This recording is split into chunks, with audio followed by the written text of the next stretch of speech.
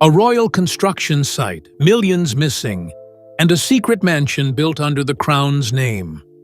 The scandal explodes when King Charles uncovers Camilla's betrayal and her hidden ties to her son's luxury estate. What follows is ruthless. Properties seized, the mansion demolished, and Camilla's entire empire obliterated overnight. The mysterious midnight construction in Nuneham. At exactly 10 p.m. every night, the quiet suburb of Nuneham transformed into something unrecognizable. Families who had lived peacefully for decades were suddenly shaken awake by the roar of machinery. Excavators, drills, concrete mixers, operating under floodlights powerful enough to cut through the countryside fog. Steel barriers wrapped the entire zone in a tight, impenetrable ring. Black mesh concealed every angle. Armed guards patrolled the perimeter, even though Nuneham had never in its history needed security of any kind. Residents were told nothing, only handed plain envelopes marked National Interest Compensation and advised to cooperate with discretion. No letters bore royal seals. No projects were listed in the public registry. Not a single planning notice went up. The entire operation seemed to hover between government secrecy and criminal shadow work, leaving locals terrified to ask questions. Among them was Sarah Jenkins, a single mother whose house vibrated nightly from the drilling. Her daughter couldn't sleep, her dog wouldn't stop trembling, and her own nerves were stretched thin. At first, like her neighbors, she stayed silent. But after weeks of noise, secrecy, and men in unmarked uniforms roaming the streets, she switched tactics. Sarah began recording everything: the machines, the trucks, the voices over radios, even the redacted documents left mysteriously at her door. Word spread among neighbors, though whispered only behind closed blinds. Something enormous was being built underground, an empire of concrete and steel, rising where nothing should have been. No one knew who ordered it, no one dared guess. But the fear was real, and the confusion was worse. Then came the rumors. A supposed royal facility, a stockpile bunker, a new palace annex, even a classified foreign partnership. But none of it aligned with the quiet, suburban footprint of Nuneham. This wasn't a location the monarchy ever touched. It was Sarah who said the words everyone else was too afraid to speak. This isn't a royal project. Someone's using the crown as a cover. And she was right. Because the truth, buried under steel, concrete, and lies, was not for the public. It was a secret meant to stay in the shadows. But it had already begun to unravel. William discovers a royal project that doesn't exist. The truth broke open in the most unexpected way. One evening at Kensington Palace, William sat down to review routine financial notes when he received a message from his advisor, James Mallory. James looked unsettled. His wife, who worked at a local council office, had mentioned a strange situation, a so-called royal project in Nuneham, that locals were complaining about heavy machinery, late-night work, and residents receiving compensation letters. None of it made sense. William froze. He knew every sanctioned building project under the Crown Estate. He approved most personally. The royal family did not own a single acre in Nuneham. To be sure, he checked the official digital log: infrastructure, estates, land purchases, renovations. Nuneham wasn't listed, not even once, not as a code, not as an alias, not as a pending approval. Alarm swept through him in a cold wave. Something was being built under the monarchy's name without any chain of authorization. A direct violation of every financial rule the Crown followed. He dug deeper. A small entry caught his eye: A single payment of £8,400 to a local construction firm, an amount too tiny to raise alarms, but too unusual to ignore. The invoice was vague. No signatures, no department name, just a cryptic note, Phase 1 materials. William's instincts sharpened. He ordered a quiet internal review. No emails, no paper trails, no alerts to King Charles, who was still recovering from months of stress and illness. Whatever this was, William needed clarity before escalating it. He followed the money, every pound, every transaction, every timestamp. The £8,400 charge wasn't a one-off. It was the first breadcrumb in a financial maze heading straight towards something far darker. Payments linked to shell companies, temporary contractors hired without screening, costs labeled under vague restoration projects that did not exist. The deeper he dug, the more the pattern emerged. Someone was laundering royal funds. And then came the discovery that shifted everything. Nunham wasn't just unauthorized. It was actively hidden. William felt a chilling certainty. This wasn't an accounting error. This wasn't a rogue contractor. This was intentional. And whoever planned it had access to royal protocols, financial systems, and the authority to manipulate signatures within the palace walls. This wasn't just a scandal. It was the beginning of the monarchy's worst financial betrayal in modern history. And William was now at the center of it. The money trail leads to Camilla's son. The more William uncovered, the darker the picture became. His quiet investigation reached the desk of Eliza Thorne, one of the monarchy's sharpest financial investigators. Within 48 hours, she traced dozens of fragmented transactions, each small enough to avoid detection, but together totaling a staggering £12.3 million over just 3 months. None of them had legitimate royal authorization. Every path led to a network of shell companies, each more suspicious than the last. But the final destination made William's blood run cold. The Parker Heritage Trust, Jersey. A trust belonging to Camilla's son, Tom Parker Bowles. The trail was no longer confusing. It was incriminating. Eliza pulled timestamps, location pings, and authorization codes.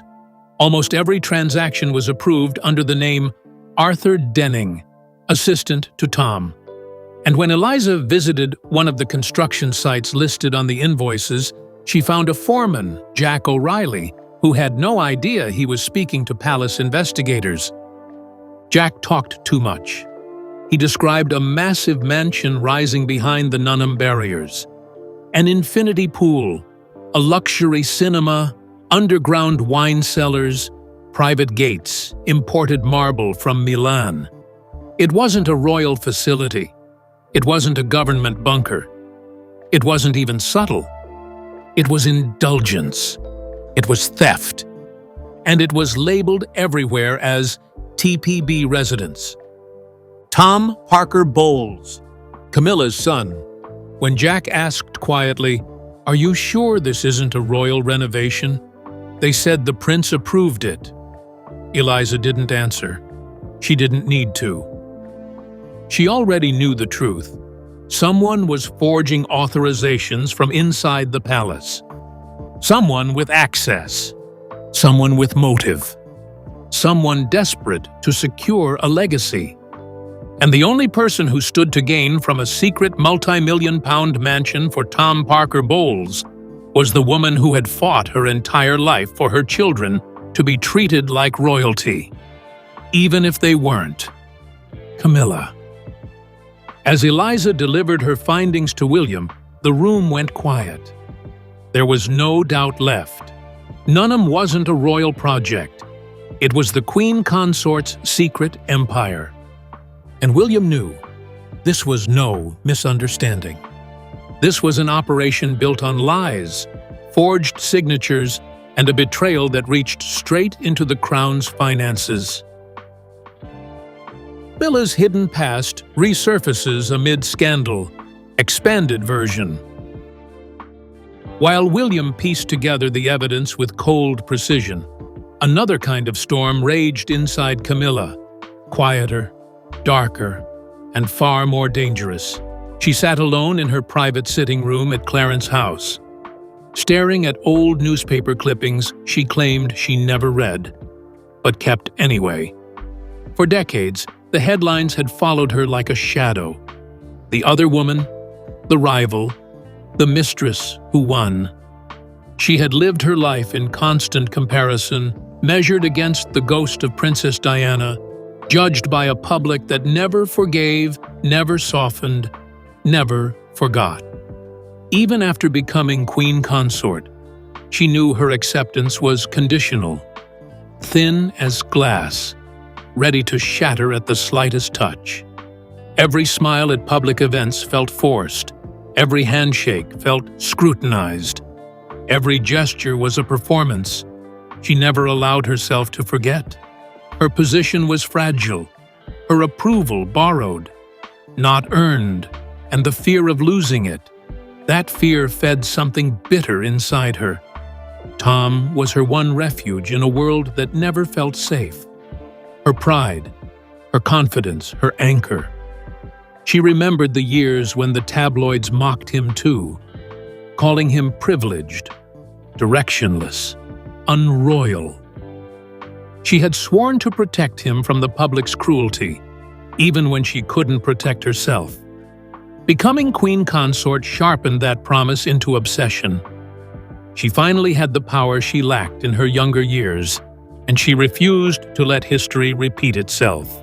Not with her son, not again. So she used that power. The Nunham Mansion wasn't just a home.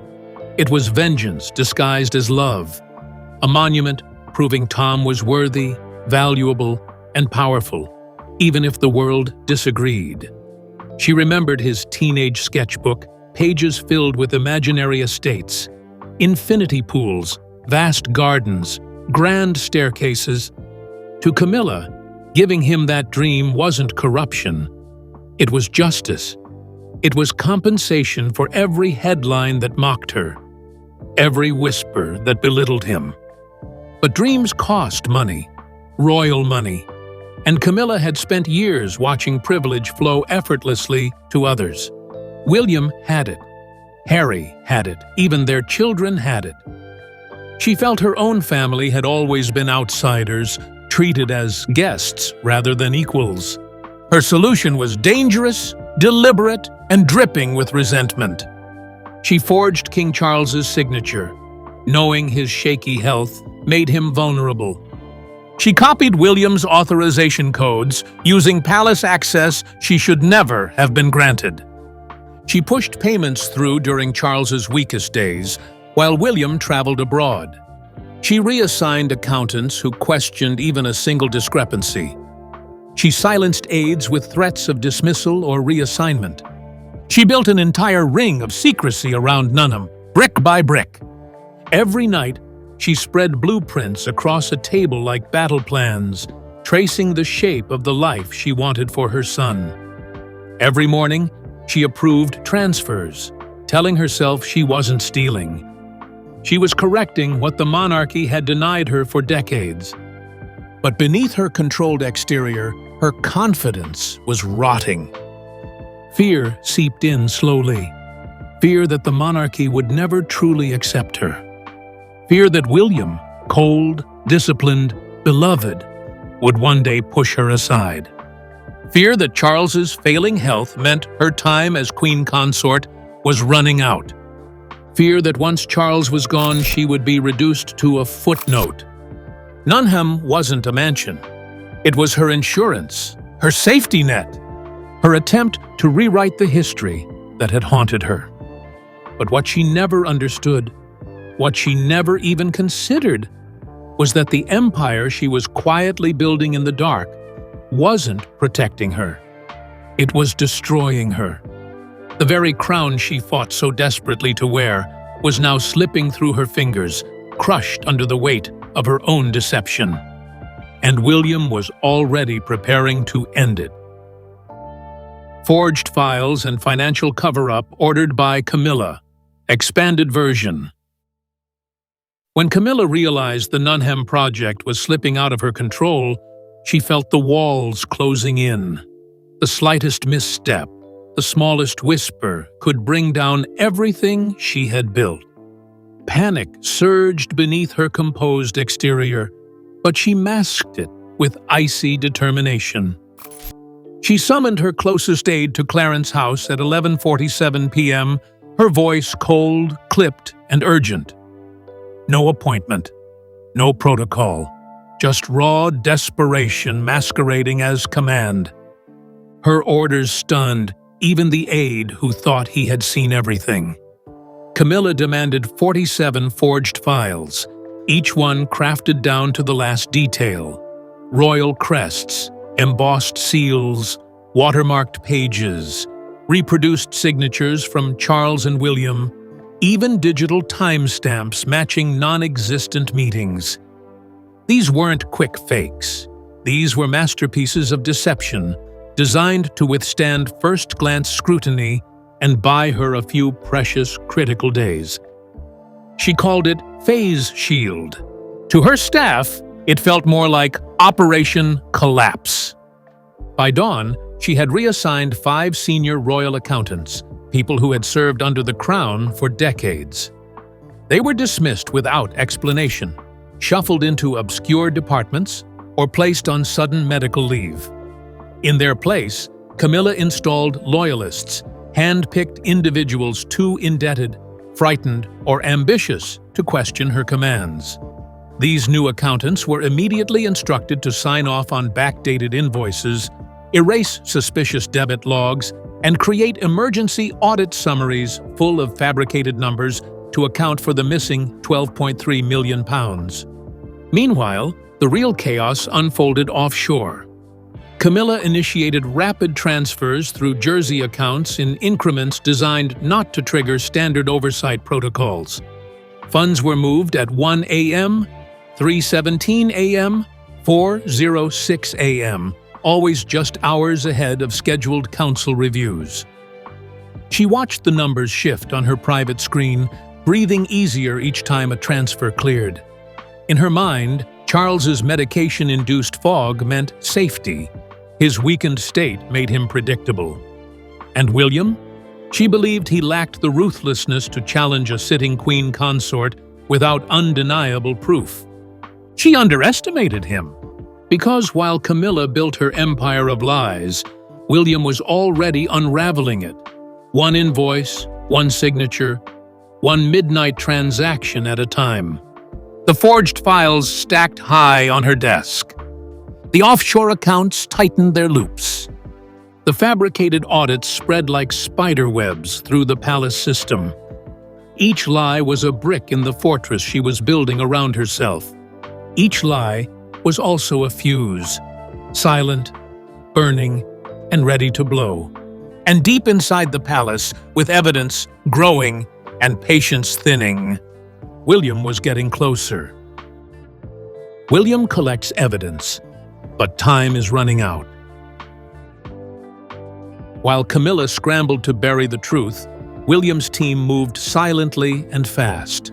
Eliza Thorne, already neck-deep in financial discrepancies, recovered additional evidence: USB drives containing fake invoices, late-night email chains, voice recordings of verbal approvals, and footage of unauthorized sign-offs.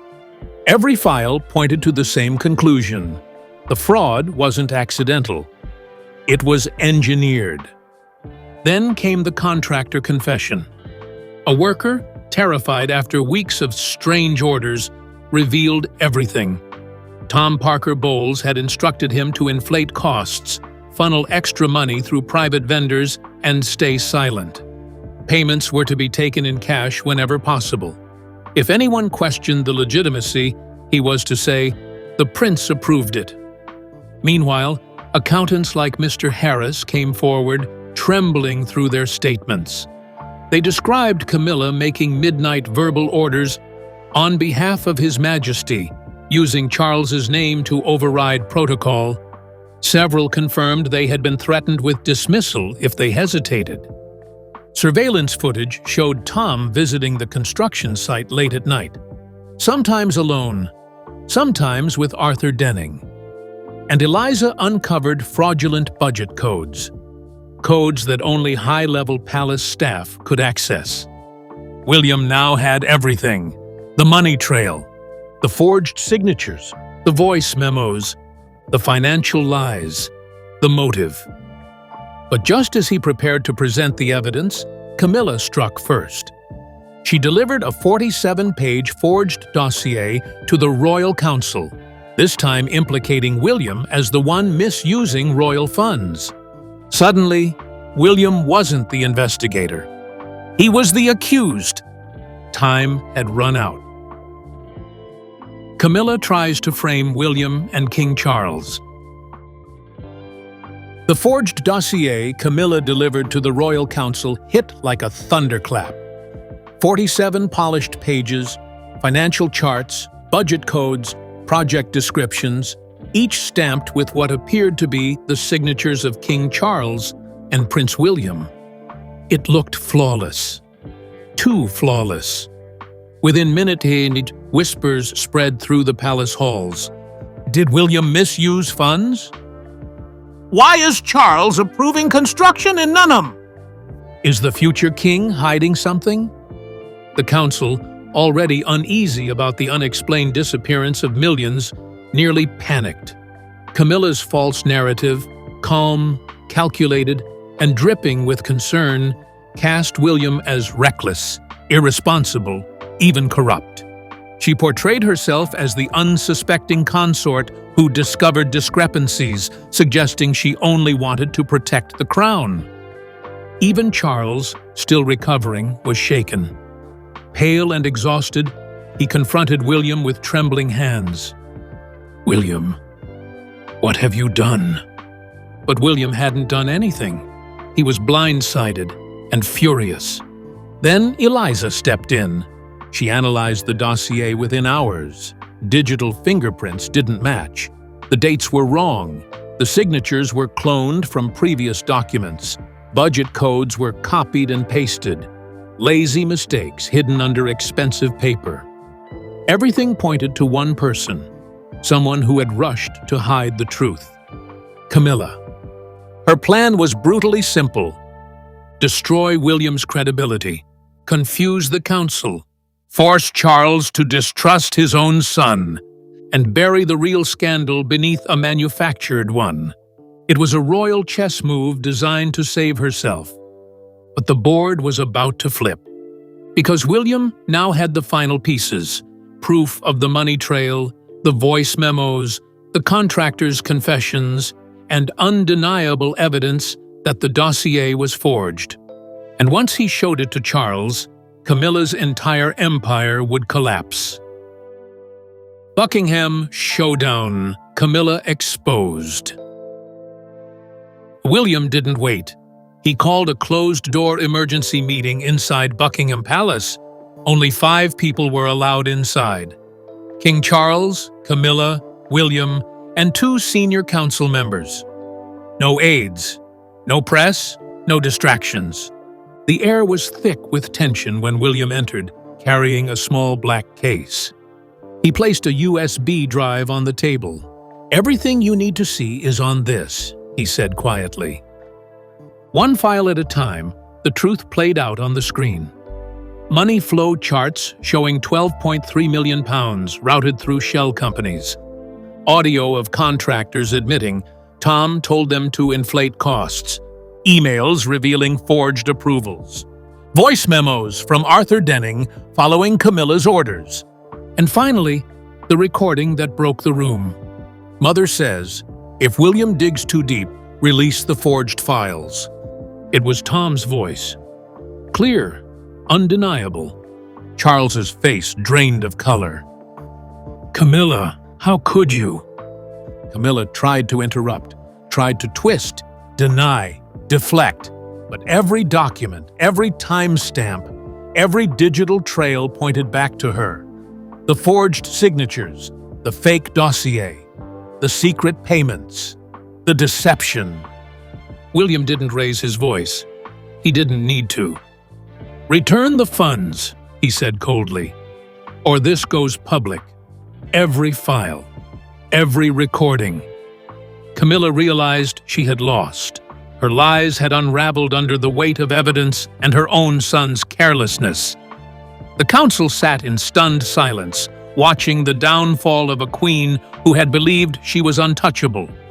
Charles, heartbroken but resolute, delivered the verdict. "You have 24 hours, not to argue, not to negotiate, but to return every stolen pound, or face global humiliation." For Camilla, it was the end she never saw coming. Camilla's empire falls, the mansion demolished. Camilla did not sleep during the 24 hours she'd been given. She paced her private suite inside Clarence House, her mind racing, her hands trembling as she tried to salvage the last fragments of the life she'd built. But William was already 10 steps ahead. By dawn, he and Charles had finalized the internal orders. Camilla was removed from all public royal duties, effective immediately. Her calendar was wiped, her appearances canceled, her influence erased. At the same time, William made a decisive call to the Windsor restoration team, a demolition crew the palace trusted for sensitive operations. There would be no public notice, no press, no paperwork beyond a private royal directive. By nightfall, floodlights lit up the Nunham property, the mansion that had taken millions to construct. In just 3 hours, the entire estate was reduced to rubble. The infinity pool? Smashed. The underground wine cellar? Buried. The cinema room? Gone without a trace.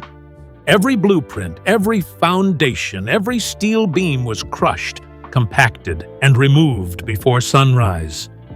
By the next morning, the land had been flattened and rebranded on official maps as Royal Community Park, Protected Greenland. Eliza froze the Jersey Trust, clawing back every stolen pound. Digital ledgers were corrected, files restored, and the Nunham project wiped from all royal archives. It became a ghost, never acknowledged, never explained. To the public, nothing had happened. But inside the palace, everyone knew. Camilla had lost everything: her power, her standing, and worst of all, her son's dream she had sacrificed everything to build. Tom vanished into Europe. Camilla was left behind with the ruins. Her empire, built in the shadows, died in the dark. The aftermath? A throne restored, a queen silenced. The palace was silent after the confrontation, too silent. King Charles retreated to his private chambers, shaken but determined to protect the monarchy from any further damage. When William visited him later, Charles spoke with a grief he could barely hide. "Our family is broken, but the throne must remain whole." The next morning, Camilla's exile began without fanfare. She remained confined to Clarence House, stripped of staff, stripped of duties, stripped of the authority she once wielded with ease. No public statement, no commentary, just a quiet erasure. She sat alone for hours, staring at an old photograph of herself with young Tom, back when life was simple, when her ambitions weren't drowning her. Now Tom was gone, fleeing abroad to escape the scandal. Camilla didn't follow. She couldn't. The palace wouldn't allow it. Her world had collapsed, and there was no rebuilding it. Meanwhile, William stood on the balcony of Kensington Palace, looking out across London. The city's lights shimmered back at him, steady, expectant, trusting. He had protected the monarchy from internal destruction, but the cost was heavy. Betrayal leaves scars even victory cannot heal. He knew what he saved: the crown, the public trust, the future of the institution. He also knew what he lost: the final remnants of a family unity that had never truly existed. Still, the monarchy stood, stronger, cleaner, renewed. And Camilla, once the most controversial woman in the kingdom, became a silent ghost, trapped in the very palace she once fought to conquer. The empire she tried to build was gone. The throne she tried to influence was protected. And William, now the people's unquestioned future king, carried the crown into a new era, one scar left behind in the ashes of a demolished dream. Camilla thought her royal title made her untouchable. Instead, it became the weapon that destroyed her. With Charles and William united, every stolen pound was reclaimed and every property erased. Her influence vanished, her legacy shattered. In the end, the crown survived, but Camilla's dynasty was reduced to dust.